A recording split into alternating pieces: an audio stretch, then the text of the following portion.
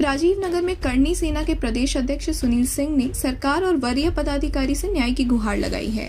आपको बता दें कि सुनील सिंह ने प्रेस कॉन्फ्रेंस कर बताया है कि सुनील सिंह की जमीन को कुछ दमक हथियाना चाहते हैं और इस क्रम में असामाजिक तत्व का साथ सत्ता संरक्षित कुछ नेता और प्रशासनिक अधिकारी दे रहे हैं। उन्होंने ये भी आरोप लगाया है कि शिकायत करने के बावजूद भी पुलिस कोई एक्शन नहीं ले रही है। और आपको ये भी बता दें कि सुनील सिंह को भी ये डर है कि कहीं मधुबनी कांड की तरह ही उनके साथ भी कोई अनहोनी ना हो जाए। उन्होंने मीडिया से बातचीत करते हुए कहा है कि नेता और पुलिस उन्हें और उनके परिवार को प्रतिदिन टारगेट कर रहे हैं और इसीलिए इस मामले में सुनील सिंह ने सरकार और वरीय पदाधिकारी से न्याय की गुहार लगाई है।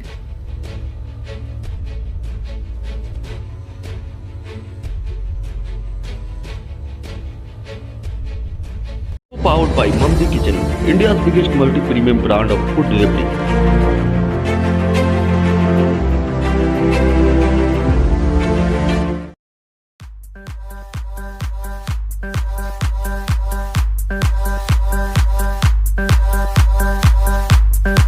Sri Event, a complete event planner.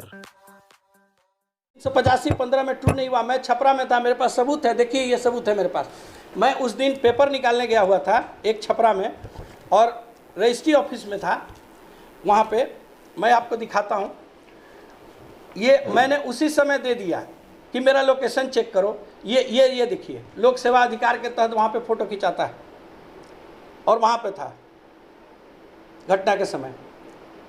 और वहाँ का होटल का भी बिल है। मैं वहाँ पे ठहरा हुआ था। देखिए ये होटल का बिल है। वहाँ पे लोकेशन चेक करिए। मैंने दिया कि मैं यहाँ पे था, हूँ ही नहीं। मुझे कैसे प्रेजेंट दिखाया जा रहा है? आज तक ट्रू नहीं हुआ है, लेकिन अनुसंधान जारी रखा जाता है। किस लिए? कि ये आदमी या ये परिवार कभी जेल में नहीं जाए। मेरे पिता वृद्ध हो चुके हैं, वयोवृद्ध हैं। वयोवृद्ध पिता पर अगर कहीं कुछ करेगा तो हम कैसे नहीं जाएंगे वहाँ? कैसे नहीं जाएंगे? लेकिन ये सरकार से मैं मांग करता हूँ कि मेरे हर मुकदमे की जांच दूसरी एजेंसी से करा दो, मेरे न्यायिक जांच करा दो।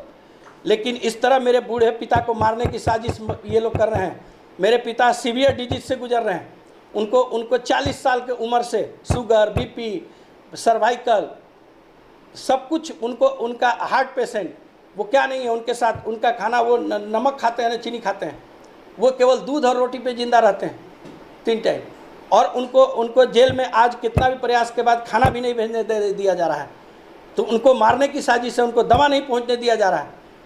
ये एक साहित्यकार को भूमाफिया करके और एक अपराधी बना करके मारने की साजिश चल रही है ताकि ज़मीन पे कब्जा कर सकें।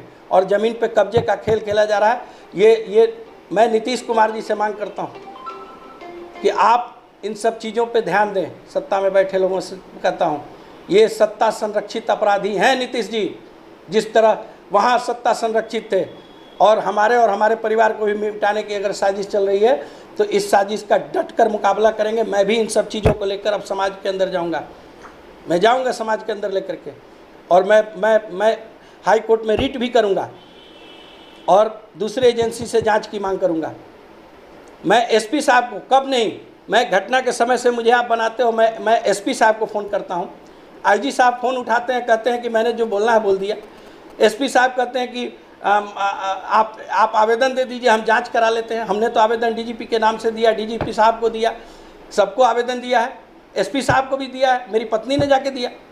तो आप कौन सा जांच कर रहे हैं? यही जांच कर रहे हैं कि एक महिला जो घरेलू महिला है, जिस पे एक थप्पड़ मारने का, मच्छर मारने का केस नहीं है, उसको मेरा शूटर बताते हैं। मेरा एक भाई लगता है, भाई है रिश्ते का, बचपन से यही रहा है। और वो भाई जो है, उसको आप जिस पर थप्पड़ मारने का केस नहीं है, उसको मेरा शूटर बताया जाता है। इसलिए कि मेरे चचा के साथ, वो चचा का लाइसेंसी गन है और वो अपनी ज़मीन की रक्षा के लिए गया था। और वो अगर कोई बोरिंग उखाड़ने का नाटक करेगा, ये प्लांटेड वीडियो था।